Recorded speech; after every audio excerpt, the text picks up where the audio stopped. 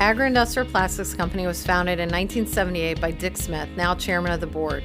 We are large part industrial blow molders specializing in the production of fuel tank assemblies for turf care equipment, power sports, and agricultural industries. With a team of 200 employees today and continuing to grow, we are committed to our vision of being the leading provider of innovative, high-quality blow molded solutions. The values that Dick Smith instilled with employees from the very beginning continue guiding our decision-making processes today. From day one, we were also about being part of the community, giving of our time, talent, and resources. Everyone at Agri is proud of our company's role in the community of Fairfield and the state of Iowa. We especially want the ties to our educational system to remain strong.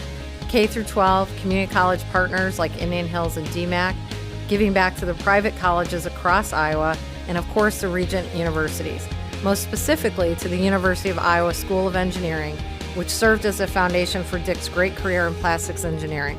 Go Hawks! We have also worked within our communities to bring great programs like Elevate, Project Lead the Way, and a Career Academy to Fairfield.